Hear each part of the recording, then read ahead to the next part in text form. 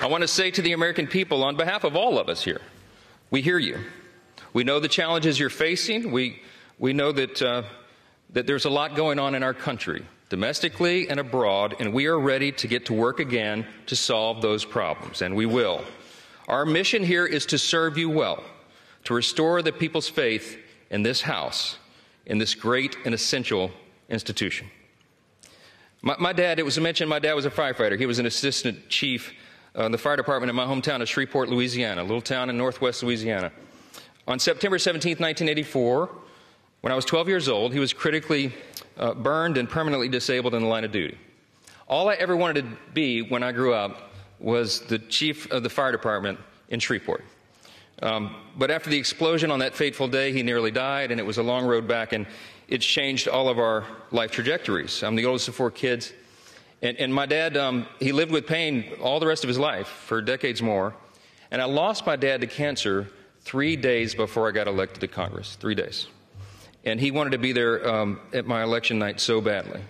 I'm the first college graduate in my family. This was a big deal to him. And so it was several weeks after that. It was early 2017. It was my freshman term, and it fell to me to be in the rostrum one night to serve here as Speaker Pro Tem. I thought that was a big deal until I figured out that's what you do for freshmen late at night. And I think if my memory serves, Miss Jackson Lee was winding down one of her long, eloquent speeches. And not that I was not enraptured by her speech, but I looked up at the top of the chamber there, and I saw the face of Moses staring down. And I just felt in that moment the weight of this place, right? The history that is revered here and the future that we are called to forge. And I really was just kind of almost overwhelmed with emotion. It occurred to me in that moment, it had been several weeks, and I had not had an opportunity yet to grieve my dad's passing, and I just had this sense that somehow he knew. And I had tears come to my eyes, and I was standing here, and I'm wiping them away, and then it suddenly occurs to me, the late-night C-SPAN viewers are going to think something's very wrong with the new young congressman from Louisiana. It wasn't Sheila's speech. I'm sorry. I just knew in that moment that my dad, my father, would be proud of me, and I felt that he was. And I think all of our parents are proud of what we're called to do here. I think all the American people at one time had great pride in this institution, but right now that's in jeopardy. And we have a challenge before us right now to rebuild and restore that trust. This is a beautiful country. It's the beauty of America that allows a firefighter's kid like me to come here and serve in this sacred chamber where great men and women have served before all of us and strive together to build and then preserve what Lincoln did refer to as the last best hope of man on earth. We stand at a very dangerous time. I'm stating the obvious. We all know that. The world is in turmoil. But a strong America is good for the entire world.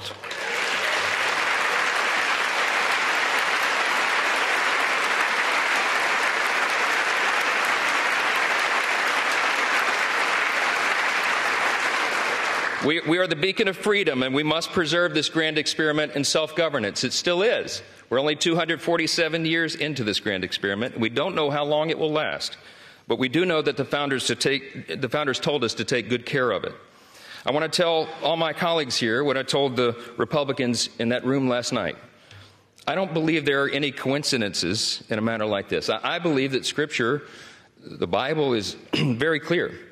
That God is the one that raises up those in authority. He raised up each of you, all of us.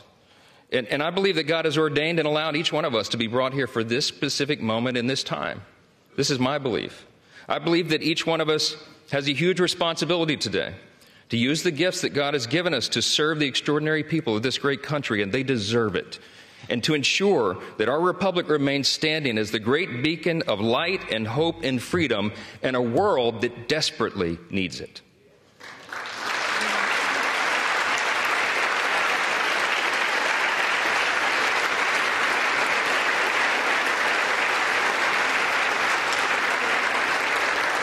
It was in 1962 that our national motto, "In God We Trust," was adorned above this rostrum.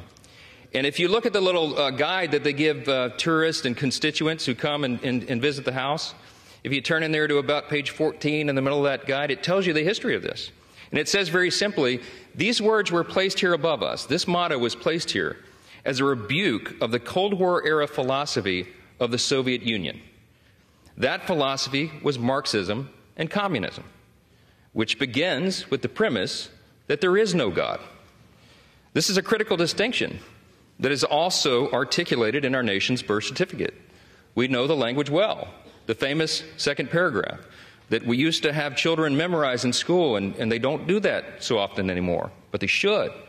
G.K. Chesterton was the famous British philosopher and statesman, and he said one time, America is the only nation in the world that is founded upon a creed. And he said it's listed with almost theological lucidity in the Declaration of Independence. What is our creed? We hold these truths to be self-evident, that all men are created equal, not born equal, created equal. And they are endowed by the same inalienable rights, with the same inalienable rights, life, liberty, pursuit of happiness. That is the creed that has animated our nation since its founding, that has made us the great nation that we are. And we're in a time of extraordinary crisis right now. And the world needs us to be strong. They need us to remember our creed and our admonition. Turmoil and violence have rocked the Middle East and Eastern Europe. We all know it. And tensions continue to build in the Indo-Pacific. The country demands strong leadership of this body, and we must not waver. Our nation's greatest ally in the Middle East is under attack. The first bill that I'm going to bring to this floor in just a little while will be in support of our dear friend Israel, and we're overdue in getting that done.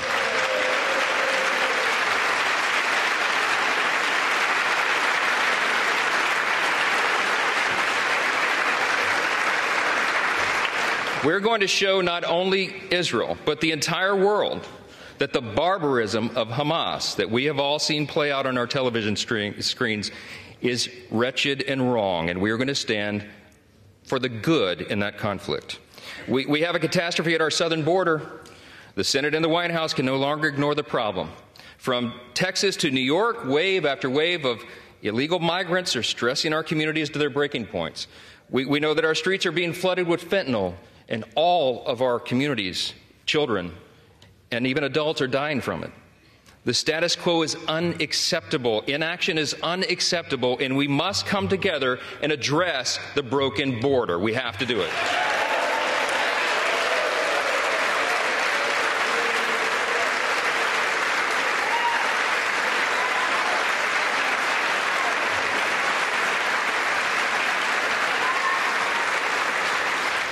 The skyrocketing cost of living is unsustainable, and Americans should not have to worry about how they're going to feed their family every week because they can't afford their groceries anymore. Everybody in this room should think about this. Here's the stats. Prices have increased over 17% in the last 2 years. Credit card interest rates are at the highest level in nearly 3 decades, and mortgage rates are now at a peak we haven't seen since 2001.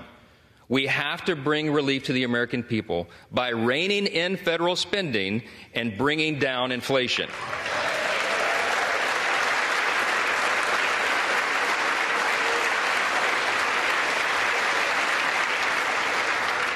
The greatest threat to our national security is our nation's debt. And while we've been sitting in this room, that's right, the debt has crossed almost $33.6 trillion. In the time that it's going to take me to deliver this speech, we'll go up another $20 million in debt. It's unsustainable. We have to get the country back on track. Now, we know this is not going to be an easy task, and tough decisions will have to be made. But the consequences, if we don't act now, are unbearable. We have a duty to the American people to explain this to them so they understand it well. And we are going to establish a bipartisan debt commission to begin working on this crisis immediately.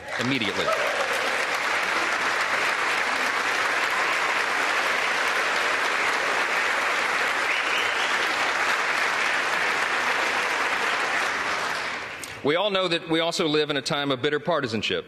It was noted, and it's been on display here today, right? When our people are losing their faith in government, when they're losing sight of the principles that made us the greatest nation in the history of the world, I think we got to be mindful of that.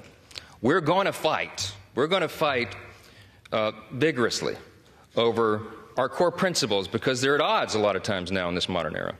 We have to sacrifice sometimes our preferences because that's what's necessary in a legislative body.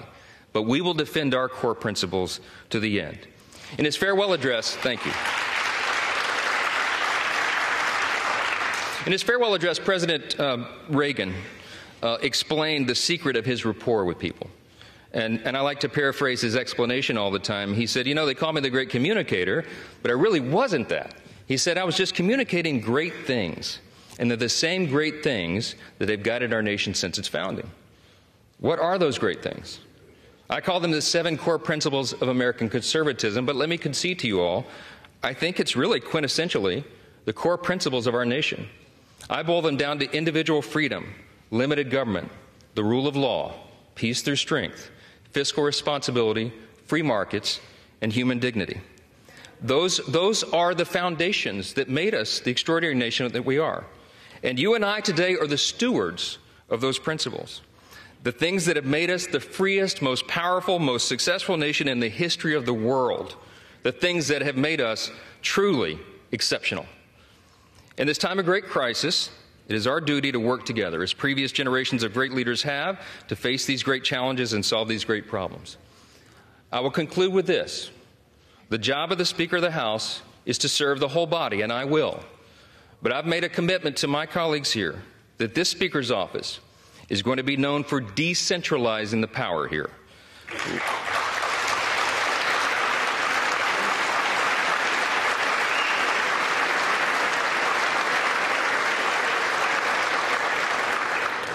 My office is going to be known for members being more involved and having more influence in our processes and all the major decisions that are made here, for predictable processes and regular order. We owe that to the people. That's right. And I want to make this commitment to you, to my colleagues here and on the other side of the aisle as well. My office is going to be known for trust and transparency and accountability, for good stewardship of the people's treasure, for the honesty and integrity that is incumbent upon us, all of us, here in the people's house. Our system of government is not a perfect system. It's got a lot of challenges, but it is still the best one in the world, and we have an opportunity to preserve it.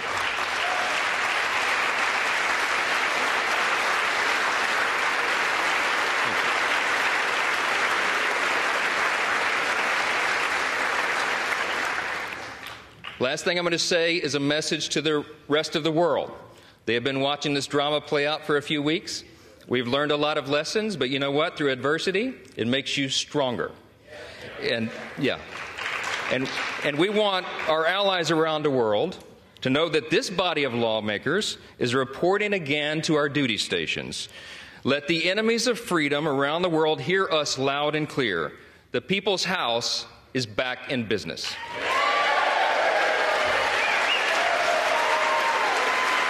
Thank you. Thank you.